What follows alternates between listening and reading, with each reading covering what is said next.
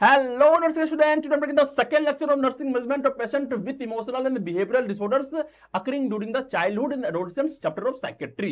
तो हम लोगों ने जो है पिछले क्लास में देखा था इंटेलेक्चुअल डेवलपमेंटल डिसऑर्डर्स के बारे में कि इंटेलेक्चुअल डेवलपमेंटल डिसऑर्डर क्या होता है, आईडीडी क्या होता है, उसके कॉजेज क्या होते हैं, उसके मैनेजमेंट क्या होते हैं, उसके ट्रीटमेंट मोडलिटीज क्या क्या होते हैं और किस किस तरीके के नर्सिंग मैनेजमेंट जो है वैसे पेशेंट को दिया जाता है। उन सभी चीज के बारे में हम लोगों ने अच्छे तरीके से पढ़ा था, समझा था और जाना था। ओके, तो आज के लेक्चर में जिस टॉपिक को हम लोग पढ़ने वाले हैं उस टॉपिक का एक सिंपल सा नाम है, वो नाम है न्यूरो डेवलपमेंटल डिसऑर्डर्स। क्या नाम है? Neuro developmental disorder. और ये सेकेंड कैटेगरीज है। जैसा इसका नाम है न्यूरो डेवलपमेंटल डिसऑर्डर, तो न्यूरो का मतलब हो गया कि यहां पे कुछ ना कुछ तो ऐसा चीज हो रहा है जहां पे न्यूरॉन का प्रॉब्लम्स है या फिर दिमागी प्रॉब्लम्स है और ये अच्छे तरीके से डेवलपमेंट नहीं किया है, मींस माइंड का विकास जो है अच्छे तरीके से नहीं हुआ है। और यहां पर बात आता है डिसऑर्डर्स का, मींस यहां पर जो है बॉडी के ऑर्डर्स सही नहीं है, सही तरीके से बोल नहीं पा रहे हैं,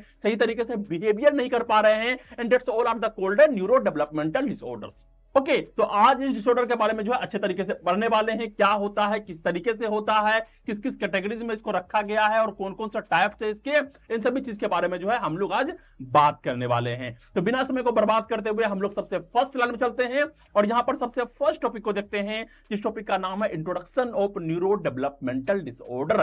तो सबसे पहले जो है हम इसको इंट्रोड्यूस करते हैं कि आखिर न्यूरो डेवलपमेंटल डिसऑर्डर्स होते क्या है और इसको एग्जाम्पल के माध्यम से समझने का प्रयास करेंगे। तो यहां पर कहा गया सबसे पहले कि imagine a classroom full of kids, mean यहां पर इमेजिन करना है एक क्लासरूम है जहां पर बहुत सारे बच्चे हैं और वो क्लासरूम जो है बच्चे से भरा हुआ है, लेकिन एवरीवन इज लाफिंग, हर एक कोई जो है यहां पे हंस रहा है, हर एक कोई जो है वहां पे बातें कर रहा है, हर एक कोई जो है वहां पे खेल रहा है, means everyone is laughing, everyone is chatting and everyone is playing, but in one corner, लेकिन यहां पर एक कॉर्नर पर जो है लिटिल अरब, अरब नाम का एक लड़का है जो sit quietly flipping his hand avoiding eye contact. यहां पर कॉर्नर में एक बच्चा बैठा हुआ है जिसका नाम है अरब और वो जो है बिल्कुल शांत है, बिल्कुल अपने हाथ को मोड़े हुए है और किसी से आंखें नहीं मिला रहा है। ओके, फिर यहां पर नेक्स्ट करा कि और मीरा, और यहां पर एक लड़की मीरा भी है, 8 ईयर ओल्ड है, who struggle to read even simple words,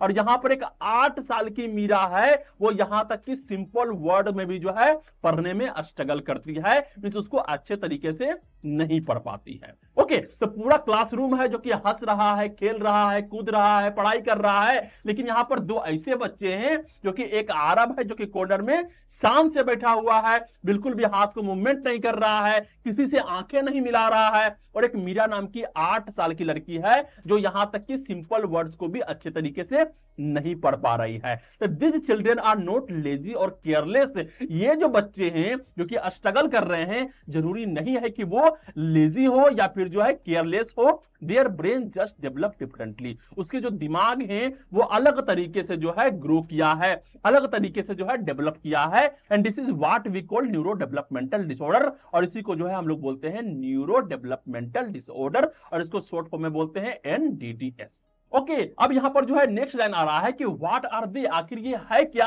तो यहां पर कह रहा है कि neuro developmental disorders are a group of condition that start in childhood. जो न्यूरो डेवलपमेंटल डिसऑर्डर्स है ये एक तरीके के ग्रुप ऑफ कंडीशन है जो कि चाइल्डहुड में स्टार्ट होता है, जो कि बचपन में स्टार्ट होता है, and affect how the brain grow and works, और ये जो है बच्चे के दिमाग को अफेक्ट करता है कि वो किस तरीके से ग्रो कर रहा है या फिर किस तरीके से काम कर रहा है।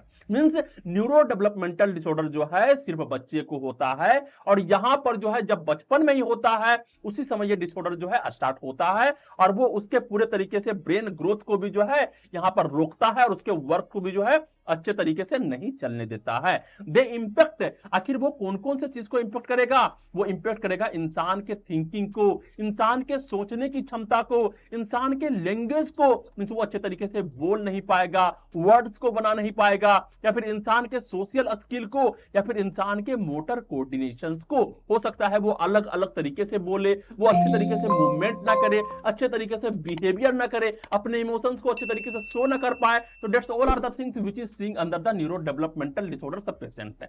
ओके, अब यहां पर कह रहा है नेक्स्ट लाइन में क्योंकि एग्जांपल्स के तौर पे यहां पे देखते हैं कुछ एग्जांपल के माध्यम से। जैसे यहां पे पहला एग्जांपल है ऑटिज्म स्पेक्ट्रम डिसऑर्डर एएसडी। अभी सभी के बारे में हम लोग जो है आगे चल के अच्छे तरीके से पढ़ने वाले हैं इसी लेक्चर में, लेकिन यहां पर एग्जांपल के तौर पे थोड़ा देखते हैं और समझने का प्रयास करते हैं कि न्यूरो डेवलपमेंटल डिसऑर्डर्स में क्या क्या चीजें जो है देखने को मिलती है। तो ऑटिज्म स्पेक्ट्रम डिसऑर्डर जो कि एएसडी है, यहां पर जो बच्चे होते हैं वो डिफिकल्टी इन सोशल इंटरेक्शन, यहां पर जो बच्चे होते हैं वो सोसाइटी से इंटरेक्शन करना नहीं चाहते हैं, मींस लोगों के बीच में जाके बात करना नहीं चाहते हैं और किसी तरह का जो है रिपीटेटिव बिहेवियर को रखते हैं, मींस कुछ भी करते रहेगा। हो सकता है कि वो कोई टॉयज के साथ जो है घंटों तक खेले, हो सकता है कुछ चीज जो है कोई भी बात को जो है बार बार बोलते रहे या फिर टिक्स बिहेवियर को शो करे।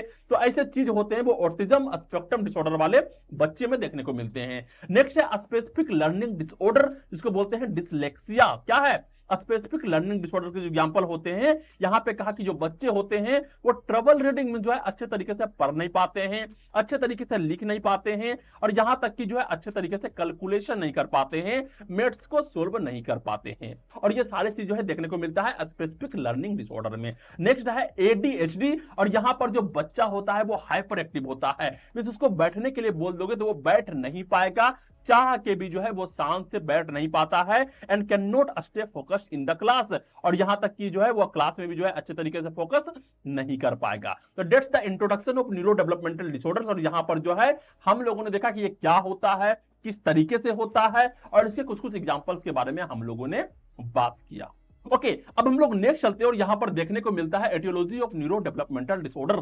तो यहां पर जितने भी एटियोलॉजी जो है हम लोगों ने इससे पहले वाले क्लास में पढ़ा था, जहां पर जो है हम लोगों ने देखा था इंटेलेक्चुअल डेवलपमेंटल डिसऑर्डर्स, वही सारे एटियोलॉजी जो है यहां पर भी फिट हो जाएंगे, क्योंकि उसी सब के कारण जो है यहां पर ये सारे चीज जो है देखने को मिलते हैं। यहां पर जिस तरीके से वहां पे देखा था थोड़ा डिटेल से, यहां पे थोड़ा शॉर्ट रूप में हम लोग देखेंगे कि पहला होता है जेनेटिक फैक्टर्स, मीन जेनेटिक के कारण, हेरिडिटी के कारण जो है यहां पे चीजें देखने को मिलती है।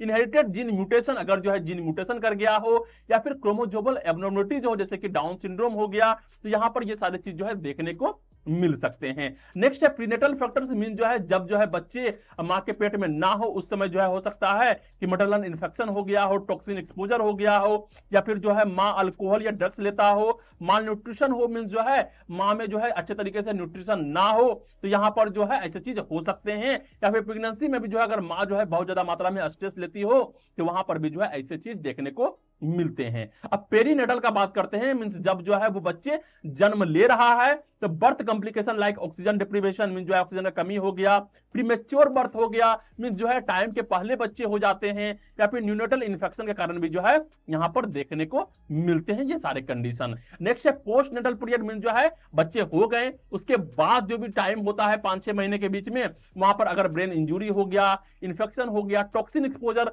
मीन किसी तरीके का टॉक्सिन हो गया, लीड टॉक्सिन हो गया, कोई ऐसा पदार्थ खा लिया जहां पर जो है बहुत ज्यादा लीड का मात्रा बहुत ज्यादा हो, या फिर जो है माल न्यूट्रिशन के कारण, या फिर जो है नेग्लेक्ट इन एवरी चाइल्डहुड, इन बच्चे को जो है वहां पे नेग्लेक्ट किया जा रहा है, लोग उस पर ध्यान नहीं दे रहे हैं, उसके साथ ट्रॉमा हो रहा है, तो ऐसे में ये कंडीशन देखने को मिल सकता है। ओके, नेक्स्ट अब देखने को मिल रहा है न्यूरोबायोलॉजिकल फैक्टर। न्यूरोबायोलॉजिकल फैक्टर का मतलब क्या होता है? अगर किसी तरीके का ब्रेन स्ट्रक्चर या फिर फंक्शन जो है एब्नॉर्मलिटीज हो, इस वहां पर ब्रेन के कोई पार्ट जो है अच्छी तरीके से काम नहीं कर रहा हो, या फिर किसी तरीके के खराबीज हो, तो यहां पर भी देखने को मिलेंगे। और अगर न्यूरोट्रांसमीटर इनबैलेंसेस यहां पर देखने को मिल रहा है, चाहे वो कोई भी न्यूरोट्रांसमीटर हो, यहां पर भी जो है इस तरीके के प्रॉब्लम्स जो है देखने को मिलते हैं। नेक्स्ट है एनवायरमेंटल फैक्टर का बात करें तो यहां पर जो है बहुत तरीके की चीज होगा, जैसे कि सोशियो इकोनॉमिक स्टेटस, अगर इंसान के पास पैसा ही नहीं रहेगा तो सबसे बड़ी बात है कि वो अच्छे तरीके से खा नहीं पाएगा, अच्छे तरीके से उसको एजुकेशन दे नहीं पाएगा। मेन बात है माल न्यूट्रिशन जो होता है इंसान में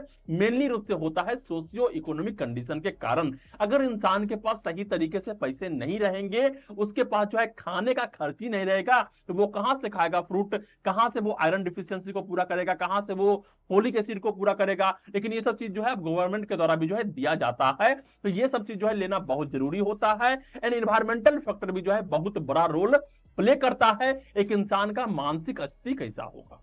ओके, अब ये था etiology of neuro developmental disorder, जहां पर जो है हम लोगों ने शॉर्ट रूप में इसको पढ़ने का प्रयास किया। अब नेक्स्ट जहां पे हम लोग चलते हैं और यहां पर जो है एक एक करके जो है सारे न्यूरो डेवलपमेंटल डिसऑर्डर्स को हम लोग बातें करते हैं। सबसे पहला आता है 1 नंबर का 6A01, जो कि जो है ICD-11 के द्वारा क्लासिफाई किया गया था, डेवलपमेंटल स्पीच और लैंग्वेज डिसऑर्डर। क्या है यहां पे? डेवलपमेंटल स्पीच और लैंग्वेज डिसऑर्डर। देखने से पता चल रहा है कि यहां पर जो बच्चे होंगे वहां पर स्पीच और लैंग्वेज प्रॉब्लम्स देखने को मिलेंगे। यहां पर डेफिनेशन कह रहा है बहुत ही शॉर्ट में और बहुत ही अच्छे तरीके से, a disorder characterized by the persistent difficulty in the acquisition and use of spoken और रिटन लैंग्वेज। क्या कह रहा है यहां पे? परसिस्टेंट डिफिकल्टी मीन जो है कंटिन्यू डिफिकल्टीज देखने को मिलेगा। किस चीज में डिफिकल्टीज देखने को मिलेगा? Acquisition and use of spoken और राइटिंग लैंग्वेज, चाहे वो उस लैंग्वेज को बोल रहा हो, चाहे वो उस लैंग्वेज को लिख रहा हो, तो लिखते समय या फिर बोलते समय जो है उसमें अलग अलग तरीके के कठिनाई देखने को मिलेंगे due to deficit in comprehension और प्रोडक्शन, या फिर जो है यहां पर कंप्रीहेंशन अच्छे तरीके से नहीं कर पाएगा या फिर अच्छे तरीके से प्रोडक्शन नहीं कर पाएगा। अब नेक्स्ट यहां पे कह रहा है कि not attributable to hearing loss, intellectual disability and neurological condition. तो इतने सारे कंडीशन देखने को मिल रहे हैं जहां पर बच्चे जो है किसी भी लैंग्वेज को अच्छे तरीके से बोल नहीं पा रहा है, अच्छे तरीके से लिख नहीं पा रहा है, लेकिन यहां पर जो है किसी भी तरीके का जो है हियरिंग लॉस नहीं है। मींस बच्चे जो है अच्छे तरीके से सुन सकते हैं, उसका इंटेलेक्चुअल डिसेबिलिटी भी नहीं है, मींस उसका जो है मानसिक स्थिति सही है, उसका IQ सही है और न्यूरोलॉजिकल कंडीशन भी यहां पे देखने को नहीं मिल रहा है। ओके, मींस बच्चे में जो है किसी भी तरीके का हियरिंग लॉस नहीं है, इंटेलेक्चुअल डिसेबिलिटी नहीं है, न्यूरोलॉजिकल कंडीशन नहीं है, लेकिन फिर भी जो है वो बच्चा जो है अच्छे तरीके से लिख नहीं पा रहा है या फिर अच्छे तरीके से सेंटेंसेस को नहीं बना पा रहा है, and it is called the developmental speech और लैंग्वेज डिसऑर्डर्स। ओके, अब इसका एग्जांपल दिया गया है कि मीरा नाम का जो है लड़की है जो कि 5 साल की है, understand what her mother says, वो समझ जाती है कि उसके मां क्या बोल रही है। ठीक है, जब भी कोई बात जो है उसके मां बोलती है वो अच्छे तरीके से समझ जाती है, but speak only single words. Okay, लेकिन जो है वो सिर्फ सिंगल वर्ड्स बोलती है, लाइक मामा और वाटर। अगर उसको वाटर चाहिए होता है तो सिर्फ बोलेगा वाटर वाटर वाटर, या फिर जो उसके मामा को बुलाना होगा तो वो बोलेगा मामा मामा।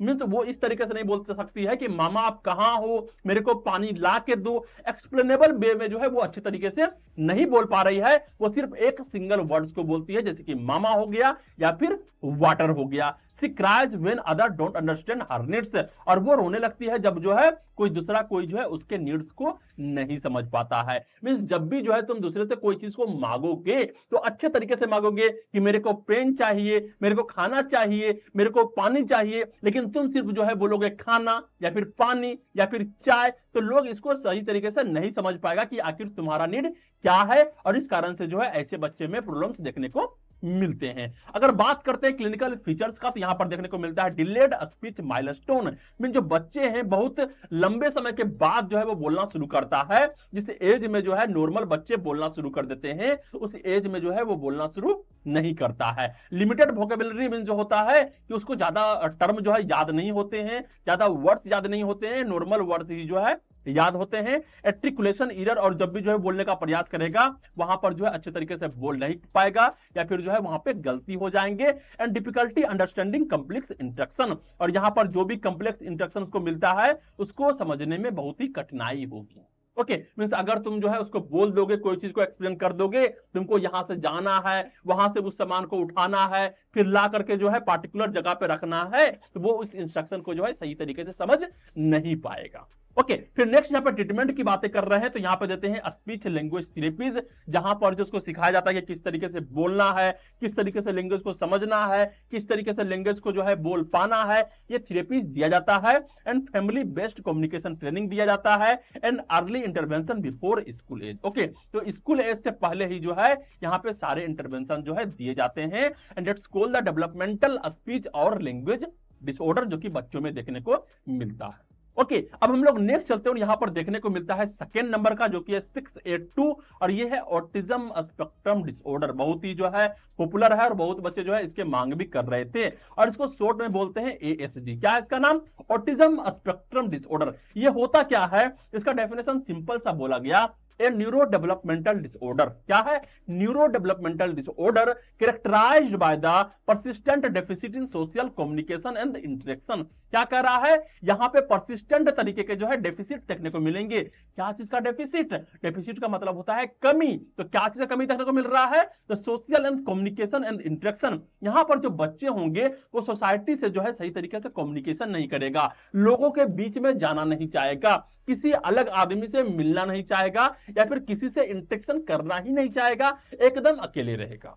ओके, फिर यहां पे कह रहा है कि along with restricted repetitive patterns of behavior और इंटरेस्ट, और उसके साथ जो है रिपीटेटिव पैटर्न्स ऑफ बिहेवियर और इंटरेस्ट देखने को मिलेंगे। तो कोई पार्टिकुलर बिहेवियर को अपना कर रखेगा और उसी बिहेवियर को जो है वो बार बार करता रहेगा, या फिर किसी तरीके के मूवमेंट को जो है वो बार बार करता हुआ नजर आएगा, और usually present from early childhood, और ये जो है अर्ली चाइल्डहुड में जो है प्रेजेंट होता है, या फिर अर्ली चाइल्डहुड में जो है देखने को मिलता है, and that is called the autism spectrum disorder. तो ऑटिज्म स्पेक्ट्रम डिसऑर्डर क्या है? यहां पर जो बच्चे हैं वो सोसाइटी में मिलना नहीं चाहते हैं, या फिर सोशल इंटरेक्शन ज्यादा करना नहीं चाहते हैं, और किसी पार्टिकुलर तरीके के बिहेवियर को जो है अपने अंदर रखेगा और उसी को जो है वो बार बार करते हुए रहेगा। ओके, अब रियल लाइफ एग्जांपल के माध्यम से इसको समझने का प्रयास करते हैं। तो यहां पे कह रहा है कि ए 3 ईयर ओल्ड, एक कोई बॉयज है या फिर गर्ल्स है, does not respond to his name. जब उसके नाम को बुलाया जाता है या फिर जो है कोई भी उसका नाम हो, अगर उसके नाम से उसको पुकारा जाएगा वो अपने नाम का रिस्पॉन्ड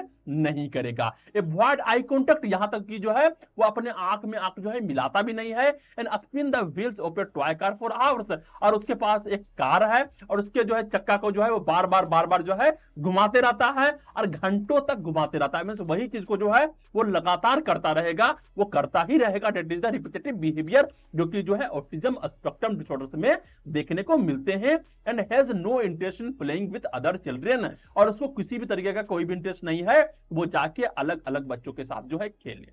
ओके, तो यहां पर तुमको समझ में आ गया कि ऑटिज्म स्पेक्ट्रम डिसऑर्डर क्या होता है। यहां पर बच्चे जो है सोसाइटी से अलग रहते हैं और उसके अंदर जो है अलग अलग तरीके के जो है रिपीटेटिव बिहेवियर जो है देखने को मिल जाता है। क्लिनिकल फीचर्स का बात करते हैं, मींस साइन एंड सिम्टम्स का, तो यहां पे देखने को मिलता है lake of social emotional reciprocity. यहां पर जो है सोशल इमोशनल उसका जो है सही तरीके से काम नहीं करेगा, सोसाइटी में जाके वो रहना नहीं चाहता है। पुअर आई कांटेक्ट रहेंगे, मीन जो है आंखों से कांटेक्ट नहीं बनाएगा, या फिर नो रिस्पॉन्स टू नेम, अपने नाम का रिस्पॉन्स नहीं देगा। स्पीच डिले और इकोलेलिया, और यहां पर जो है वो क्या करेगा, मींस जब बोलेगा भी तो बहुत देर से बोलेगा। या फिर इकोलेलिया का मतलब होता है कि अगर कोई इंसान जो है कोई पार्टिकुलर चीज को बोल दिया तो उस पार्टिकुलर सेंटेंसेस से जो है कुछ वर्ड को वो चुन लेगा और उसी वर्ड को जो है बार बार जो है बोलते रहेगा। That is called the echolalia. Okay, next होता है stereotype movement, means hand flipping. यहां पर जो है हो सकता है कि उसको कोई मूवमेंट हो जाए, मींस हाथ को इस तरीके से करते रहना, या फिर कुछ तरीके से करते रहना, या फिर जो इस तरीके से करते रहना, कुछ भी वो कर रहा है मींस लगातार वो करते हुए दिख जाएगा। एंड फिक्सेशन ऑन रूटीन, और जो है वो अपने रूटीन से जो है पूरे तरीके से फिक्स रहेगा, मींस जो उसको करना है, जो उस बिहेवियर को पाल के रखा है वो उसी बिहेवियर को कंटिन्यू करता रहेगा। ओके, ट्रीटमेंट्स यहां पे देखने को मिलता है अप्लाइड बिहेवियर एनालिसिस ABA, और ये पार्टिकुलरली रूप से जो है ऑटिज्म स्पेक्ट्रम डिसऑर्डर्स के लिए होता है, जहां पर उसके बिहेवियर को एनालाइज करना होता है और उसी के हिसाब से जो है उसके बिहेवियर को चेंज भी करना होता है। नेक्स्ट है स्पीच एंड ऑक्यूपेशनल थेरेपी। यहां पर स्पीच भी सिखाया जाता है, या फिर ऑक्यूपेशनल थेरेपी, अलग अलग तरीके के स्किल, किस तरीके से कोपिंग करना है, ये सभी चीज जो है उस बच्चे को सिखाए जाते हैं। एंड मेडिकेशन फॉर सिम्टम्स दिया जाता है, जैसे कि रेस्पिरिडोन हो गया, अगर गुस्सा बिहेवियर है यहां पर रेस्पिरिडोन देते हैं, या फिर SSRI देते हैं रिपीटेटिव बिहेवियर के लिए। तो that's all are the autism spectrum disorders, जहां पे हम लोगों ने देखा एक बच्चे के साथ साथ जो है किस किस तरीके के कंडीशन जो है देखने को मिलते हैं। ओके, अब यहां पर हमें नेक्स्ट देखने को मिल रहा है वो है थर्ड नंबर का, वो है डेवलपमेंटल लर्निंग डिसऑर्डर्स। क्या है? 6A03, इसको ICD-11 के द्वारा जो है 6A03 में रखा गया है, और ये है डेवलपमेंटल लर्निंग डिसऑर्डर। तो नाम है लर्निंग डिसऑर्डर, मीन यहां पर जो है इंसान या फिर बच्चे जो है अच्छे तरीके से लर्न नहीं कर पा रहे हैं। तो यहां पर इसका डेफिनेशन कह रहा है परसिस्टेंट डिफिकल्टी इन acquiring academic skill, mean academic skill जो होता है, चाहे जो भी स्कूल में सिखाया जा रहा है उस चीज को जो है अच्छे से सीख नहीं पा रहा है, और उसमें जो है परसिस्टेंट डिफिकल्टीज देखने को मिल रहे हैं, चाहे जो है वो रीडिंग करना हो, चाहे जो है राइटिंग करना हो, या फिर अरिथमेटिक हो, या फिर मैथमेटिक्स हो, इन सभी को जो है अच्छे तरीके से नहीं कर पा रहा है। And despite normal intelligence and adequate schooling, लेकिन यहां पर जो है बच्चे के साथ जो है नॉर्मल इंटेलिजेंस है, मींस उसका आईक्यू जो है अच्छे तरीके से काम कर रहा है, सभी चीज को अच्छे तरीके से कर पाता है, बोल पाता है, हंस पाता है, लोगों से साथ बातें कर पाती है और नई नई चीजों को सीख भी पाता है। लेकिन यहां पर एकेडमिक स्किल जो है उसके पूरे तरीके से गोल है, और जब तक कि जो है वो अच्छे तरीके से स्कूल कर भी रहा है तब भी। ओके, नेक्स्ट यहां पर अगर रियल लाइफ एग्जांपल की बात करें तो कुछ एग्जांपल यहां पे दिए हुए हैं, जैसे है स्पेसिफिक रीडिंग डिसऑर्डर, और यहां पर देखने को मिलता है डिसलेक्सिया। क्या है स्पेसिफिक रीडिंग डिसऑर्डर? ये क्या होता है? तो यहां पर inability to read accurately and fluently. यहां पर बच्चे जो है अच्छे तरीके से पढ़ नहीं पाते हैं, या फिर अच्छे तरीके से जो है एक्यूरेटली तरीके से यहां पे बोल नहीं पाते हैं, उसका प्रोनाउंसिएशन जो है सही तरीके से नहीं हो पाता है। एग्जाम्पल के तौर पे यहां पे कहा गया an 8 year old confuses letter like B and D.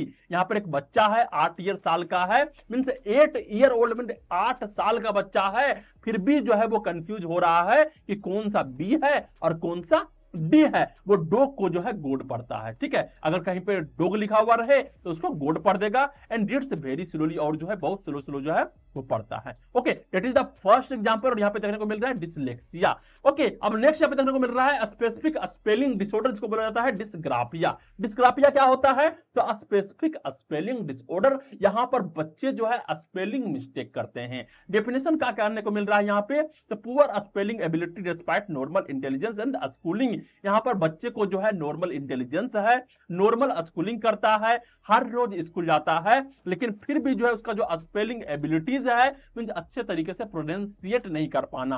अब एग्जांपल के तौर पे यहां पे दिया गया है कि ए 9 year old right friend instead of friend, means जो है एक 9 साल का बच्चा है और वो जो है फ्रेंड जहां पे बोलना चाहिए वहां पर जो है फ्रेंड बोलता है, मींस अच्छे तरीके से जो है वो उसको प्रोनाउंसिएट नहीं कर पा रहा है, या फिर स्कूल को जो है स्कूल बोलता है।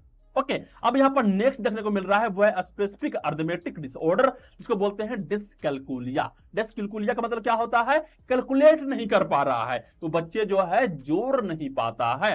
डेफिनेशन क्या है इसका? Difficulty in performing basic mathematical operation, वो जो है बेसिक मैथमेटिकल ऑपरेशन भी नहीं कर पाता है। अगर जो है कैलकुलेशन का बात हो तो यहां पर जो है ऐसा नहीं है कि बहुत ही हार्ड कैलकुलेशन करना है, नॉर्मल कैलकुलेशन भी जो है वो नहीं कर पाता है। तो 10 साल का बच्चा है, can not subtract 10 from the 15, means 15 से 10 भी वो घटा नहीं पा रहा है। अगर उसको बोला जा रहा है कि 15 बर्ड्स जो है एक जगह पे बैठे हुए हैं और वहां से 10 बर्ड्स जो है वो उड़ गए, तो यहां पर कितने बर्ड्स बचे हैं? तो इतने सारे छोटे सवाल को भी जो है वो अच्छे तरीके से नहीं बता पाता है, और यहां पर वो जो है हाथ में काउंटिंग भी नहीं कर पाता है कि किस तरीके से काउंटिंग करना है। फिंगर काउंटिंग होता है ना, 1 2 3 4 5, इस तरीके से काउंटिंग भी जो है वो अच्छे तरीके से नहीं कर पाएगा, and that is called the dyscalculia.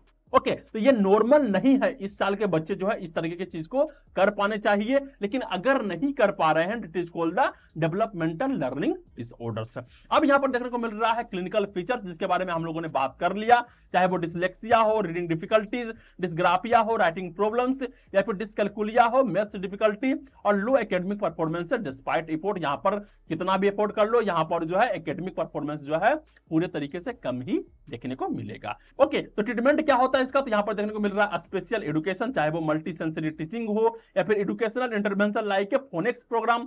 Phoenix program में क्या होता है कि किस तरीके से जो है तुमको एक हम लोग जो बोल रहे हैं फिर उसको जो है किस तरीके से लिख रहे हैं उसको सिखाना, मींस हमें बोलते हुए लिखाना, और जो लिखे उसका मीनिंग क्या होता है और किस तरीके से उसका उच्चारण करना है, किस तरीके से प्रोनाउंसिएट करना है, उस चीज को अच्छे तरीके से यहाँ पे सिखाया जाता है। And psychological support for self esteem, और यहां पर जो उस इंसान को साइकोलॉजिकल सपोर्ट दिया जाता है ताकि जो है उसके अंदर का सेल्फ एस्टीम जो है अच्छे तरीके से बूस्ट हो। ओके, अब हम लोग नेक्स्ट चलते हैं, यहां पर हमें देखने को मिल रहा है 6A04, और वह है डेवलपमेंटल मोटर कोऑर्डिनेशन डिसऑर्डर। क्या है यहां पे? Developmental motor coordination disorder. इंसान का मोटर कोऑर्डिनेशन जो है यहां पे अच्छे तरीके से काम नहीं कर पा रहा है, और वो किस में नहीं कर पा रहा है? तो छोटे छोटे बच्चों में नहीं कर पा रहा है। डेफिनेशन क्या है इसका? यहां पे कह रहा है marked impairment in the development of motor coordination.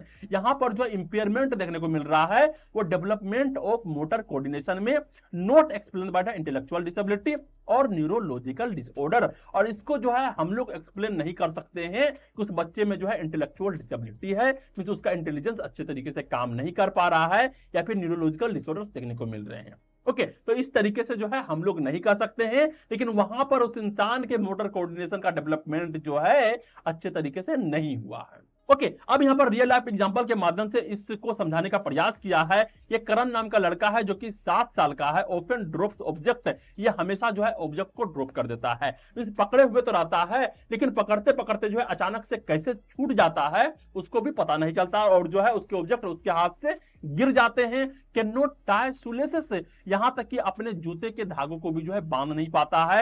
And has a messy handwriting, और अच्छे तरीके से लिख नहीं पाता है, उसके जो हैंडराइटिंग होंगे बहुत ही ज्यादा मेसी होंगे। वो अवॉइड करेगा गेम्स को because he can not keep up with peers, वो जो है गेम नहीं खेल पाता है क्योंकि जो है वो अपने पीयर्स से हार जाता है, या फिर अच्छे तरीके से गेम को जो है प्ले नहीं कर पाता है। तो ये एग्जांपल है जिसका मतलब है डेवलपमेंटल मोटर कोऑर्डिनेशन डिसऑर्डर्स। यहां पर क्लिनिकल फीचर्स का अगर हम लोग बात करते हैं तो पहला होता है clumsiness, poor handwriting, difficulty with balance and coordination. Clumsiness का मतलब होता है किसी भी काम को अच्छे तरीके से जो है नहीं कर पाना, पुअर हैंडराइटिंग देखने को मिलेगा। या फिर difficulty with balance and coordination, अच्छे तरीके से बैलेंस नहीं कर पाना, अच्छे तरीके से खड़ा नहीं रह पाना, कोऑर्डिनेशन अच्छे तरीके से नहीं कर पाना। That's all are the clinical features which is seen under the developmental motor coordination disorders in the child। Okay, अब नेक्स्ट यहां पर देखने को मिल रहा है ट्रीटमेंट क्या होगा इसका। तो यहां पर देखने को मिलता है occupational therapy, motor skill training exercise and the adaptive tools for daily living, ये सारे ट्रीटमेंट होते हैं। यहां पर जो है मेडिसिन का बहुत कम ही उपयोग किया जाता है, यहां पर अधिकतर जो है थेरेपीज का ही हम लोग उपयोग करते हैं, और इसी के माध्यम से जो है बच्चे के बिहेवियर को या फिर बच्चे के इंटेलिजेंस को जो है सुधारने का प्रयास किया जाता है। ओके, अब हम लोग नेक्स्ट स्लाइड में चलते हैं और यहां पर जो है नेक्स्ट टॉपिक को देखते हैं, जिस टॉपिक का नाम है attention deficit hyper activity disorders, जिसको शॉर्ट में बोलते हैं एडीएचडी। क्या नाम है इसका? Attention deficit. अटेंशन डेफिसिट का मतलब हो रहा है कि यहां पे डेफिसिट है अटेंशन का, मींस बच्चे जो है अच्छे तरीके से कोई भी चीज में अटेंशन नहीं कर पाएंगे।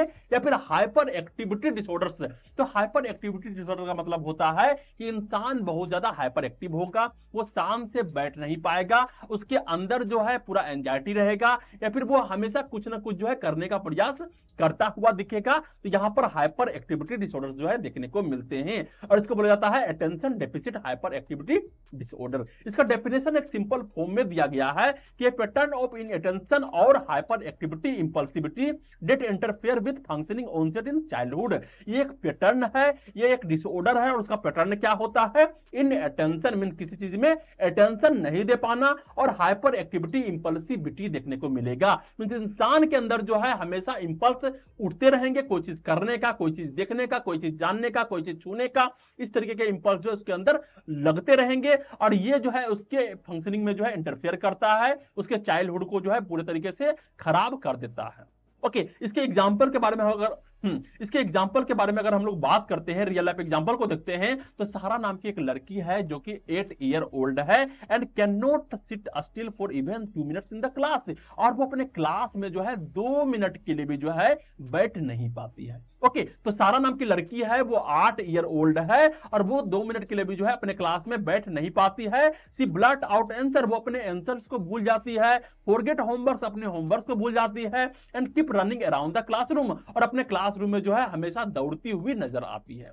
ओके, तो ये एक डिसऑर्डर है जहां पे बच्चे जो है किसी भी चीज में जो है सही तरीके से अटेंशन नहीं कर पाते हैं। मींस यहां पे फोकस का मतलब होता है कि एक इंसान को पढ़ने के लिए बैठा दो, तो वहां पर जो है 2 मिनट के लिए भी जो है अच्छे से फोकस से वो नहीं पढ़ेगा, पढ़ने के लिए बैठेगा, फिर वहां से भाग जाएगा कोई और काम करने के लिए, फिर उस काम को भी सही तरीके से नहीं करेगा, फिर दौड़ के कहीं और चला जाएगा। मींस उसके अंदर जो है अलग अलग तरीके के जो है इंपल्स उठते रहते हैं। अब क्लिनिकल फीचर्स का हम लोग यहाँ पे बात करते हैं, तो यहाँ पे देखने को मिलता है इनअटेंशन, जहां पर जो है डिस्ट्रैक्टेबल एंड फॉरगेटफुल देखने को मिल रहा है, हाइपर एक्टिविटी देखने को मिल रहा है, means fidgety and can not stay seated, mean जो है वो कहीं पर जो है शांति से बैठ नहीं पाएगा, एंड इंपल्सिविटी देखने को मिल रहा है, means blurt out answer and the risk taking, और वो जो है कोई भी रिस्क लेने के लिए तैयार हो जाएगा। अगर वहां पे स्नेक आ जाएगा तो वो स्नेक को भी जो है पकड़ के नचा देगी, या फिर जो है किसी भी आंसर को जो है वो अच्छे तरीके से नहीं दे पाएगी। That's all are the clinical features which is seeing under the attention deficit hyper activity activity disorder. Treatment का बात करते हैं तो यहाँ पे देखने को मिलता है स्टिमुलेंट्स, जहां पर जो है मिथाइल फेनिडेट दिया जाता है या फिर एम्फेटामाइंस का यूज हम लोग करते हैं। नेक्स्ट है बिहेवियरल थेरेपी, जहां पर जो उसके बिहेवियर को चेंज किया जाता है।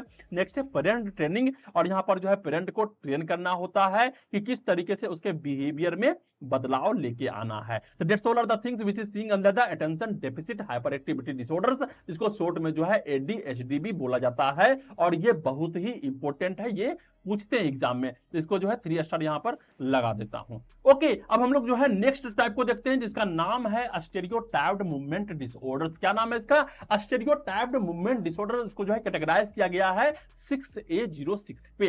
अब इसका डेफिनेशन देखते हैं, इसको किस तरीके से डिफाइन किया गया है। तो पहले यहां पे कह रहा है कि repetitive non functional motor behaviour. क्या कह रहा है यहां पे? Repetitive non functional motor behaviour. उस बच्चे के अंदर जो है मोटर बिहेवियर कुछ इस तरीके के होंगे कि वो लगातार जो एक पार्टिकुलर बिहेवियर को करता हुआ नजर आएगा, और वो सारे बिहेवियर जो होंगे नॉन फंक्शनल होंगे, मींस उसका जो है कोई मकसद नहीं होगा। बिना कारण के, बिना मकसद के अगर कोई बिहेवियर को लगातार इंसान करते जा रहा है, it is called the repetitive non functional motor behaviour, जो कि देखने को मिलता है स्टेरियोटाइप्ड मूवमेंट डिसऑर्डर्स में। यहां पर जैसे एग्जांपल के तौर पे कहा गया हैंड फ्लैपिंग करना या फिर हैंड बैंगिंग करना, मीन जो है अपने माथा को पीटना, एंड इंटरफेयर विद फंक्शनिंग, जो कि जो उसके फंक्शनिंग में जो है इंटरफेयर करता है, वो अपने डेली की एक्टिविटी में जो है यहां पर अच्छे तरीके से काम को नहीं कर पा रहा है, इस सभी कारणों की वजह से। ओके, अब यहां पर रियल लाइफ एग्जांपल के माध्यम से कह रहा है कि अमित 6 ईयर ओल्ड बॉयज है, वो spend hours rocking back and fourth and bangs his hand when upset. Mean जो है वो जो है 6 साल का लड़का है, और जो है लगातार जो है घंटों तक जो है वो रॉकिंग बैक एंड फोर्थ करते रहता है। मीन जो है उछल उछल के पीछे जाना और उछल उछल करके जो है आगे आना, and bangs his hand when upset. Mean जब वो उदास होता है तो अपने माथे को पीटना शुरू कर देता है। And his parents worry because he sometime injures himself, और उसके पेरेंट्स जो है वरी करते हैं, मींस बहुत ज्यादा टेंशन में रहते हैं, क्योंकि वो अपने आप को जो है कभी कभी इंजोर भी कर लेता है, अपने आप को जो है चोट पहुंचा लेता है। ओके, तो ये एक रियल लाइफ एग्जांपल है जहां पे अमित 6 साल का लड़का है, और वो जो है हमेशा कुछ ना कुछ करते रहेगा, कभी पीछे घूमते रहेगा, कभी आगे घूमते रहेगा, कभी जब उदास होगा तो अपने माथा को पीटना शुरू कर देता है, जिस कारण से जो है वो अपने काम को सही तरीके से नहीं कर पाता है, और यहां पर उसके पेरेंट्स जो है परेशान होते हैं, क्योंकि जो है वो कभी कभी जो है अपने आप का ही नुकसान कर लेता है। ओके, अब यहां पर जो क्लिनिकल फीचर्स के बारे में बात करते हैं, तो यहां पे देखने को मिलता है रिपीटेटिव पर्पसलेस मूवमेंट, जो कि जो है हम लोग इसको समझा चुके हैं। नेक्स्ट है मे काउज सेल्फ इंजुरी, यहां पर जो अपने आप को सेल्फ इंजुरी कर लेगा। नेक्स्ट है often associated with the ID and autism, यहां पर जो है ये सारे जो देखने को मिलते हैं वो आईडी देखने को मिलता है, या फिर जो है ऑटिज्म देखने को मिलता है। तो आईडी क्या हो गया? इंटेलेक्चुअल डेवलपमेंटल डिसऑर्डर देखने को मिल रहा है, या फिर जो है ऑटिज्म देखने को मिल सकता है। यहां पर ये सारे क्लिनिकल फीचर्स हैं, और इसका ट्रीटमेंट कुछ इस तरीके से है। बिहेवियर मॉडिफिकेशन, इंसान के बिहेवियर को जो है मॉडिफाई किया जाएगा। प्रोटेक्टिव डिवाइसेस, जहां पर जो है इंसान को हेलमेट दी जाएंगे, क्योंकि जो अपने माथे को बार बार पीट रहा होता है। या फिर ट्रीट अंडरलाइंग डिसऑर्डर, यहां पर जो है अलग अलग जो भी डिसऑर्डर्स होंगे उस सभी का जो है यहां पे ट्रीटमेंट अच्छे तरीके से किया जाएगा। तो that is called the stereotyped movement disorders, जहां पे बच्चे जो है अलग अलग तरीके के मूवमेंट करते हैं, जिसका कोई भी पर्पस नहीं होता है। ओके, तो हम लोग नेक्स्ट स्लाइड पे चलते हैं, और यहां पर जो है नेक्स्ट टॉपिक को देखते हैं, जिस टॉपिक का नाम है diagnosis of neuro developmental disorders. क्या नाम है? Diagnosis of neuro developmental disorders. Mean जो है अगर किसी इंसान को न्यूरो डेवलपमेंटल डिसऑर्डर्स होता है, तो हम किस तरीके से डायग्नोस करेंगे कि हाँ उस इंसान को जो है इस तरीके के डिसऑर्डर्स जो है देखने को मिल रहे हैं, या फिर हाँ इसी तरीके के डिसऑर्डर जो है पार्टिकुलरली तरीके से जो है उस इंसान के अंदर है, वो किस तरीके से हम लोग डायग्नोस करेंगे। तो इन सभी चीज के बारे में जो है हम लोगों ने पिछले वाले लेक्चर में भी देखा था कि किस किस तरीके से जो है हम लोग इंटेलेक्चुअल डेवलपमेंटल डिसऑर्डर्स को जो है यहां पर डायग्नोस करते हैं। वही तरीका होता है यहां पर भी, लेकिन यहां पे थोड़ा जो है अलग होता है। पहले यहां पे कह रहा है कि कंप्रिहेंसिव हिस्ट्री टेकिंग, सबसे पहले जो है हिस्ट्री टेकिंग करेंगे, उसका एक्सेस करेंगे डेवलपमेंटल माइलस्टोन को। मीन जो है वो एक खास उम्र में जो है अच्छे तरीके से वो मोटर एक्टिविटी कर पाता था कि नहीं कर पाता था, स्पीच कर पाता था या फिर नहीं कर पाता था, उसका सोशल एबिलिटीज क्या था, उन सभी को जो है यहां पे अच्छे तरीके से पूछना है। गैदर करना है पेरिनेटल एंड फैमिली हिस्ट्री को, क्या किसी तरीके का रिस्क फैक्टर भी है, इन सभी चीज को यहां पे अच्छे तरीके से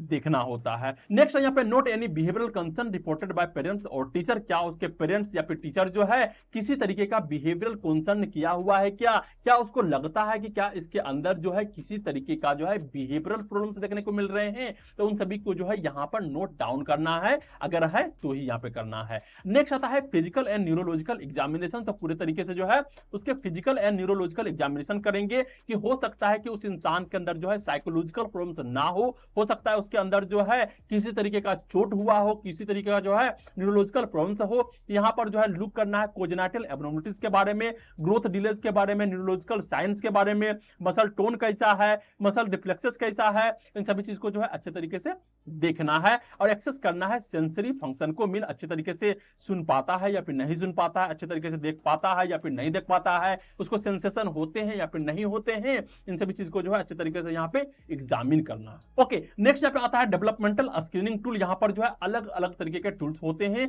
जैसे होता है Denver developmental screening test, next होता है BLA scales of infant development, और इन सभी टूल्स के माध्यम से हम लोग यहाँ पे पता लगाते हैं कि क्या इंसान के अंदर जो डेवलपमेंटल स्टेज हुए हैं उन सभी डेवलपमेंटल स्टेज में क्या बच्चे जो है सही तरीके से अपने माइलस्टोन को पूरा कर पाया है या फिर नहीं कर पाया है, जिस पार्टिकुलर एज में उस बच्चे को जो भी चीज करना चाहिए था उन सभी चीज को अच्छे तरीके से कर पाया है या फिर नहीं कर पाया है, या फिर उसका मानसिक विकास कैसा हुआ है, उसके फिजिकल विकास कैसे हुए हैं, उसके सोशल विकास कैसे हुए हैं, किस किस तरीके के स्किल उसके अंदर है या फिर जो उस तरीके की कमी है, उन सभी चीज को जो है हम लोग इस टेस्ट के माध्यम से जो है सही तरीके से पता लगा पाते हैं to access age appropriate milestone.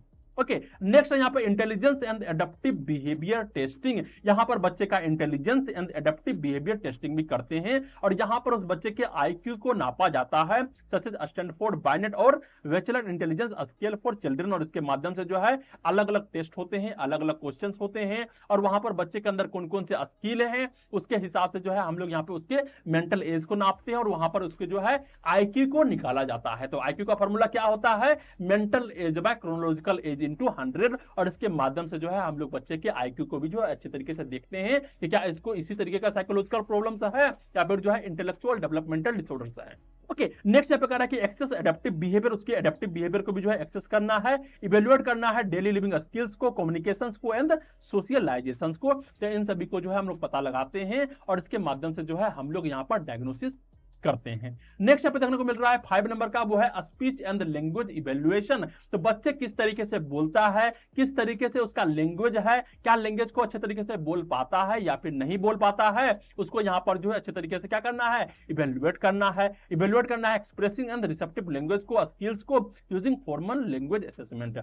Next है ऑटिज्म स्पेक्ट्रम डिसऑर्डर्स स्क्रीनिंग। तो इसके अलग अलग तरीके के जो है टेस्ट होते हैं जिसके माध्यम से जो है क्या बच्चे के अंदर जो है ऑटिज्म है या फिर नहीं है इसके बारे में पता लगाया जाता है। ओके, तो अगर हम लोग बात करते हैं टूल्स का तो यहां पर देखने को मिलता है autism diagnostic observation schedules and autism diagnostic interview revised means ADIR। इसके माध्यम से जो है हम लोग अर्ली डिटेक्शन कर पाते हैं कि क्या बच्चे के अंदर जो है ऑटिज्म स्पेक्ट्रम डिसऑर्डर्स देखने को मिल रहे हैं या फिर नहीं मिल रहे हैं, या फिर जो उसके अंदर किसी तरीके का रिस्क है, ये भी जो है यहाँ पे पता लग जाता है। नेक्स्ट है observe for deficit in social interaction, communication and repetitive behaviour. क्या जो है बच्चे के अंदर जो है किसी तरीके का सोशल इंटरेक्शन करने का चाहता है या फिर नहीं है, या फिर उसके अंदर जो है सोशल इंटरेक्शन का डेफिसिट देखने को मिल रहा है, कम्युनिकेशन करना चाहता है या फिर नहीं करना चाहता है, रिपीटेटिव बिहेवियर है या फिर नहीं है, इन सभी को जो है सही तरीके से पता लगाना होता है। अगर है तो यहां पर जो है बच्चे के अंदर ऑटिज्म है, क्योंकि ऑटिज्म वाले बच्चे में जो है एक चीज सिमिलर देखने को मिलता है कि वो सोसाइटी से दूर रहेगा और उसके अंदर जो है किसी पार्टिकुलर तरीके के जो है रिपीटेटिव बिहेवियर जो है कंटिन्यू देखने को मिलते हैं। ओके, अब यहां पर नेक्स्ट देखने को मिल रहा है वो है लेबोरेटरी एंड जेनेटिक टेस्टिंग। क्या है लेबोरेटरी एंड जेनेटिक टेस्टिंग? तो यहां पर कंडक्ट करवाना है कैरियोटाइपिंग को और इसके माध्यम से जो है हम लोग उसके स्पेसिफिक जेनेटिक डिसऑर्डर्स को जान पाते हैं। क्या उसके अंदर फ्रेजाइल एक्स सिंड्रोम है, डाउन सिंड्रोम है, कौन सी सिंड्रोम है वो वहां पर पता लग जाएगा। और screen for metabolic disorder that में इंपैक्ट न्यूरो डेवलपमेंटल। ओके, तो यहां पर उसके मेटाबॉलिक डिसऑर्डर्स को भी जो है हम लोग स्क्रीन कर पाते हैं और उसके हिसाब से हम लोग पता लगा पाएंगे कि क्या उसको जो है न्यूरो डेवलपमेंटल प्रॉब्लम्स है या फिर नहीं है, या फिर क्या उसको इंपैक्ट किया है या फिर नहीं किया है। नेक्स्ट है न्यूरो इमेजिंग एंड इलेक्ट्रोइंसेफेलोग्राफी। क्या है, न्यूरो इमेजिंग एंड इलेक्ट्रोएन्सेफेलोग्राफी, जहां पर जो इसको बोला जाता है ईईजी। तो इलेक्ट्रोएन्सेफेलोग्राफी क्या होता है, तो यहां पर जो है हम लोग जो है अच्छे तरीके से ब्रेन को स्टडी करते हैं कि जो ब्रेन में जो करंट उत्पन्न हो रहा है वो करंट जो है किस किस तरीके से बदल रहा है, उन सभी चीज को जो है यहां पर हम लोग देखते हैं। करंट का मतलब क्या होता है, जो इलेक्ट्रोकेमिकल सिग्नल्स होते हैं उसको अच्छे तरीके से यहां पे स्टडी करना होता है। तो न्यूरो इमेजिंग एंड इलेक्ट्रोएन्सेफेलोग्राफी का यहां पर रखा जाता है, जहां पे हम लोग यूज करते हैं एमआरआई का, सीटी स्कैन का, to detect brain abnormalities when indicated. Next है परफॉर्म ईईजी। ईईजी मतलब क्या हो गया, इलेक्ट्रोएन्सेफेलोग्राफी इफ सीजर और न्यूरोलॉजिकल सिम्टम्स आर प्रेजेंट। अगर जो है उस इंसान के अंदर जो है सीजर देखने को मिल रहा है या फिर न्यूरोलॉजिकल सिम्टम्स देखने को मिल रहे हैं तो उसको जो है ईईजी करवाया जाएगा, और जिसके माध्यम से हम लोग वहां पे पता लगा सकते हैं कि क्या उस इंसान के अंदर जो है न्यूरो डेवलपमेंटल डिसऑर्डर्स देखने को मिल रहे हैं या फिर नहीं देख रहे हैं। एंड लास्ट और नोट द लिस्ट, ये है सेंसरी असेसमेंट। यहां पे हम लोग पता लगाते हैं कि क्या उस बच्चे के अंदर हियरिंग लॉस है क्या, विजन लॉस है क्या, और उसका यहां पर टेस्ट करते हैं तो rule out sensory impairment affecting development. Okay, तो ये सारे डायग्नोसिस हैं जिसके माध्यम से जो है हम लोग पता लगाते हैं कि क्या बच्चे के अंदर जो है न्यूरो डेवलपमेंटल डिसऑर्डर्स देखने को मिल रहे हैं या फिर नहीं मिल रहे हैं। ओके, अब लास्ट हम लोग चलते हैं और यहां पर जो है लास्ट टॉपिक को देखते हैं, जिस टॉपिक का नाम है nursing management for neuro developmental disorders. तो हम लोगों ने जो है इसके बारे में इटियोलॉजीज को देखा, अलग अलग टाइप्स को देखा, अलग अलग इसके साइन एंड सिम्टम्स को देखा, ट्रीटमेंट्स को देखा, या फिर जो इसके जो भी डायग्नोसिस होते हैं उन सभी के बारे में हम लोगों ने बात किया। अब लास्ट हम लोग देखते हैं कि नर्सिंग मैनेजमेंट किस तरीके से देना होता है ऐसे पेशेंट को। तो यहां पर जो है सबसे पहले कहा गया कि असेसमेंट करना, जो कि हम लोग पहले भी बात कर चुके हैं। तो असेसमेंट में होता है डेवलपमेंटल माइलस्टोन को देखना, एक्सेस करना cognitive, language, social, motor skill को, कि क्या उसके लर्निंग पावर, मेमोरी पावर या फिर जो भी आईक्यू है, इंटेलिजेंस है, सही तरीके से वर्क कर रहा है या फिर नहीं कर रहा है। बच्चे जो है लैंग्वेज अच्छी तरीके से बोल पा रहे हैं या फिर नहीं बोल पा रहे हैं, सोशल स्किल कैसा है, मोटर स्किल कैसा है, इन सभी चीज के बारे में एक्सेस करना है।